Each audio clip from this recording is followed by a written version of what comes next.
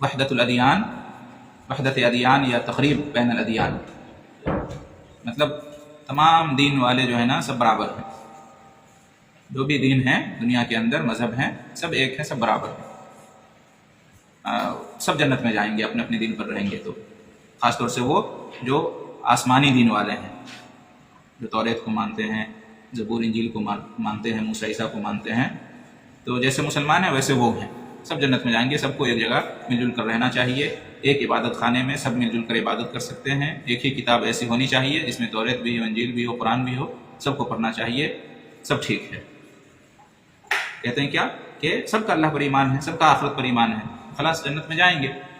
تو یہ غیر اسلامی نظریہ ہے، اس لیے کہ نبی کریم صلی اللہ علیہ وسلم کے مبعوث ہونے کے بعد آپ پر ایمان لانا واجب ہے، آپ کے بغیر کوئی نجات نہیں پا سکتا۔ وہ حدیث پچھلے درس میں سنی تھی جس میں آپ صلی اللہ علیہ وسلم نے بیان کیا ہے کہ میرے بارے میں جو بھی سنے، چاہے وہ یہودی ہو یا نصرانی ہو، اور مجھ پر ایمان نہ لائے تو وہ کیا ہوگا؟ جہنمی ہوگا۔ اور یہ کہ موسیٰ علیہ السلام بھی اگر تشریف لائیں تو وہ بھی میری ہی پیروی کریں گے، ٹھیک ہے؟ تو یہ ضروری ہے۔ اور قرآن کی بہت ساری آیتوں کا بھی حوالہ دیتے ہیں یہ لوگ، ان آیتوں کا جس میں اللہ پر ایمان کا ذکر آیا ہے، آخرت پر ایمان کا ذکر آیا ہے، تو کہتے ہیں کہ دیکھو یہاں پہ رسول پر ایمان لانے کا کوئی تذکرہ نہیں ہے۔ کئی ایسی آیتیں ہیں جہاں پہ مختصر طور پر ایمان کی بات کہی گئی ہے، وہاں پر اللہ پر ایمان کا ذکر ہے، آخرت پر ایمان کا ذکر ہے، رسول پر ایمان کا ذکر نہیں ہے، تو کہتے ہیں دیکھو یہ آیت بتا رہی ہے کہ جو اللہ پر ایمان لایا، آخرت پر ایمان لایا تو اس کے لیے جنت ہے، تم لوگ نہیں مانتے ہو۔ تو ہم کہتے ہیں کہ دوسری آیتوں کو بھی آپ دیکھو، ایک ہی آیت میں سارے مسائل نہیں بیان کیے گئے ہیں، ساری چیزیں نہیں بیان کی، پورا قرآن ہے، 30 پارے ہیں، 114 سورتیں ہیں، کسی بھی مسئلے کے بارے میں اس مسئلے سے متعلق جتنی بھی آیتیں ہیں، جتنی بھی حدیثیں ہیں، سب کو سامنے رکھنے کے بعد ہی کوئی نتیجہ ہمیں معلوم ہوگا اور ہم نکال سکتے ہیں۔ بعض آیتوں کو لے لیں، بعض دیگر کو چھوڑ دیں، بعض حدیثوں کو لے لیں، دوسری حدیثوں کو چھوڑ دیں، حالانکہ سب کا تعلق ایک مسئلے سے ہے، تو اس سے ہم کسی نتیجے پر نہیں پہنچ سکتے، اس میں عدل اور انصاف نہیں ہوگا۔ تو بہت ساری آیتیں ہیں جہاں رسول پر ایمان لانے کی بھی تلقین کی گئی ہے، دعوت دی گئی، حکم دیا گیا ہے، یا ایھا الذین آمنوا آمنوا باللہ ورسولہ والکتاب الذی نزل علی رسولہ۔ قرآن میں اللہ نے فرمایا کہ اے ایمان والو، ایمان لاؤ اللہ پر اور اس کے رسول پر اور اس کتاب پر جو اللہ نے اپنے رسول پر نازل کیا ہے، ٹھیک ہے؟ اللہ تعالیٰ نے یہاں پر اللہ کے ساتھ ساتھ رسول اور کتاب پر بھی ایمان لانے کا حکم دیا ہے کہ نہیں؟ اور اللہ تعالیٰ نے یہ کہا کہ اے ایمان والو ایمان لاؤ۔ کیا مطلب اس کا؟ آلریڈی ایمان والے ہیں تو پھر کیا ایمان لاؤ؟ یا ایھا الذین آمنوا آمنوا، اے ایمان والو ایمان لاؤ۔ اس سے ایک اور بات معلوم ہوتی ہے، جو لوگ کہتے ہیں نا کہ ایمان والے ہیں، توحید والے ہیں، تو ایمان اور توحید کی دعوت دینے کی کیا ضرورت ہے؟ اللہ خود ہی دعوت دے رہا ہے نا، اے ایمان والو ایمان لاؤ، مطلب اپنے ایمان میں اضافہ کرو، اپنے ایمان کو مضبوط کرو، ایمان پر استقامت اختیار کرو، جمے رہو، یہ سب معنی اس کے اندر داخل ہے، ایمان کے راستے پر چلتے رہو۔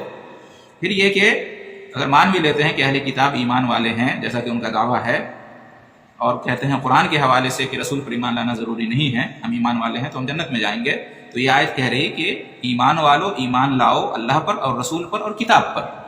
اگر قرآن کو آپ لوگ مانتے ہو اہل کتاب، تو قرآن میں تو یہ آیت ہے کہ اگر تم ایمان والے ہو تو بھی ایمان لاؤ، کس پر؟ اللہ پر اور رسول پر اور کتاب پر۔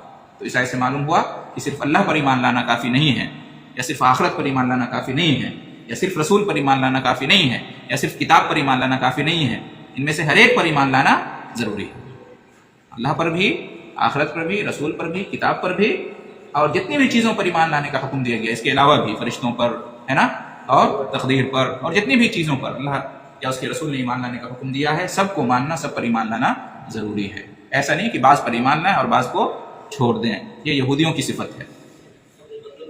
یؤمنون، جی اپنے مطلب کی آیتوں کو لے لیتے ہیں، یؤمنون ببعض ویکفرون ببعض، بعض پر ایمان لاتے ہیں اور بعض کو چھوڑ دیتے ہیں، تو ایسا نہیں ہونا چاہیے، ٹھیک ہے؟ اسی طریقے سے دوسری آیت میں ہے فآمنوا باللہ ورسولہ والنور الذی انزلنا، اس آیت میں بھی اللہ پر ایمان لانے کے ساتھ ساتھ رسول پر ایمان لانے کا حکم دیا گیا ہے۔ تو رسول صلی اللہ علیہ وسلم پر بھی ایمان لانا واجب ہے، ورنہ ایمان والا کوئی نہیں ہو سکتا اور نجات اس کو نہیں مل سکتی، ٹھیک ہے؟ اب دیکھیے دعوت سینٹر سے اتنی اچھی تعلیم دی جا رہی ہے رسول کے بارے میں کہ رسول پر ایمان لائے بغیر کوئی ایمان والا ہو ہی نہیں سکتا، پھر بھی کہتے ہیں کہ تم لوگ رسول سے محبت نہیں کرتے ہو، تمہارے یہاں رسول کا کوئی مقام نہیں، کہتے ہیں کہ نہیں کہتے ہیں؟ اگر رسول سے محبت نہیں ہے تو اتنی کڑی شرط ہم کیوں لگا رہے ہیں جنت میں جانے کے لیے؟ پھر کیا فائدہ ہوا اس کا؟ ہے کہ نہیں؟ ہمارا ایمان ہے کہ کوئی اللہ پر ایمان رکھے، آخرت پر ایمان رکھے، سب پر ایمان رکھے، اگر ہمارے رسول پر ایمان نہیں رکھتا ہے تو وہ جنت میں نہیں جا سکتا۔